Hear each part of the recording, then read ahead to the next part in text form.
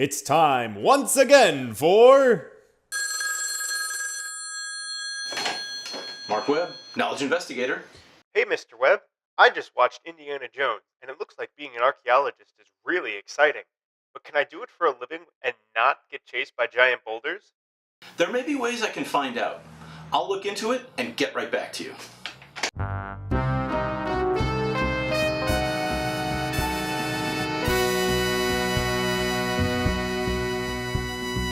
Explore the totality of human knowledge and see how it's all related as you follow the adventures of the man with the action-packed brain case, America's fabulous freelance knowledge investigator. Yours archaeologically, Mark Webb.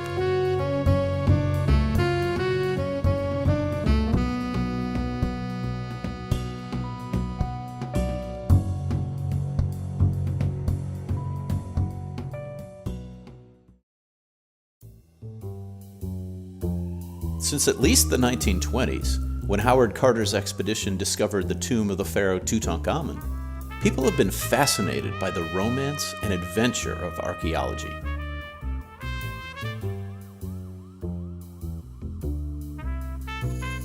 Movies such as Raiders of the Lost Ark and video games like Tomb Raider have reinforced the formula.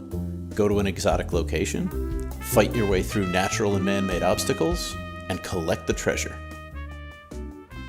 But in reality, the story seldom wraps up in 90 minutes, and there's no reset button when you run out of lives. Today, I'm here with Connecticut State Archaeologist Dr. Brian Jones. Dr. Jones, where are we? We are sitting in front of the Jacobson Barn, which is a National Historic registered structure from the 19th century, and it was at one time associated with what's referred to as the Farwell House.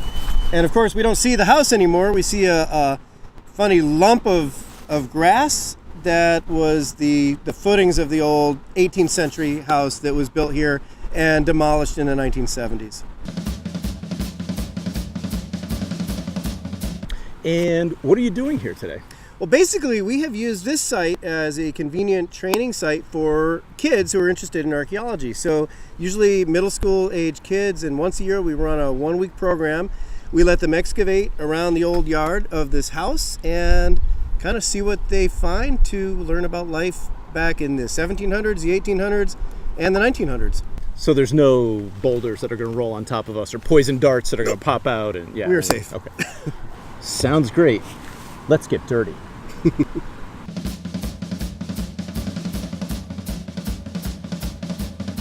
Pass it away and let's warn Thank people you. when we sit.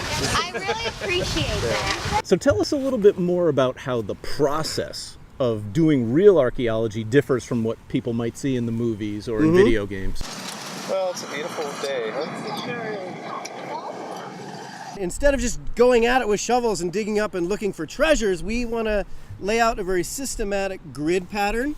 It's kind of like playing the game of Battleship, where we're going to put things down in a very neat order and try to look at the distribution of artifacts in that way to start reconstructing how they behaved and worked on the landscape itself. So we have to do it in a very systematic approach. We also have to document everything very carefully because if we don't know where things come from, we can't tell the story about what happened somewhere. And if somebody came back in the future, they'd want to know exactly what you found, where it was found, and what that means. Yeah, and even this year, when I came back to lay out our excavation grid, I had to look at the maps from past years and make sure we weren't re-excavating areas that had been done, and we want to add to the sample that they had created, since 2004.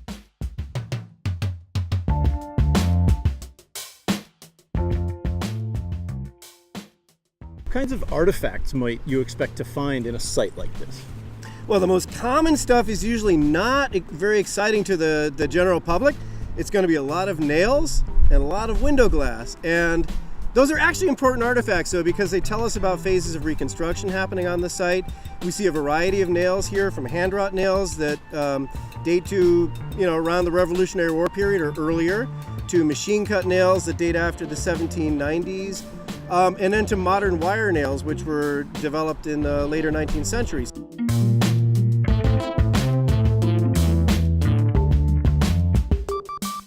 Wait, I just had an idea. What?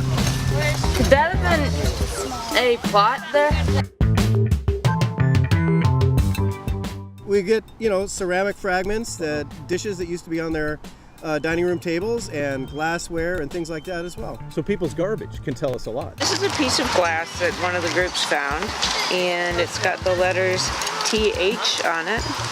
And because it's flat like this, I'm going to say it's part of a medicine bottle from probably around 1900. And you see it's got glaze on both sides, and it looks like... Is it a broken pottery or something? It is, exactly. That's exactly what it is. In a site like this, which is basically as important as any 18th century site around the state, it's not that they're especially uncommon, but it's really great to have an opportunity to document them. Each one is a little bit different. The wealth and status of the individuals in the society were a little different from house to house, and we'll see that maybe reflected in the types of pottery they had access to or could afford to purchase. So what happens to all the artifacts you find after the dig is done? Shall rest in pieces. The artifacts all get very carefully put in their labeled bags so we know where they came from. And then it'll all go in a clean bag, it'll go up to the computer, and everything gets logged into the computer. And once things are in the computer, we're able to kind of plot it out in space better. Otherwise, it's irresponsible excavation. So if people are interested in learning more about archaeology or maybe experiencing it themselves, what can they do? Well, the best way is probably to get in touch with the Friends organization that supports the Office of State Archaeology, and they are conveniently called the Friends of the Office of State Archaeology, and I think it's fosa-ct.org. Okay. And once you kind of know your stuff a little bit, know how to fill out all your paperwork, then you can kind of help and act as a mentor for programming like this.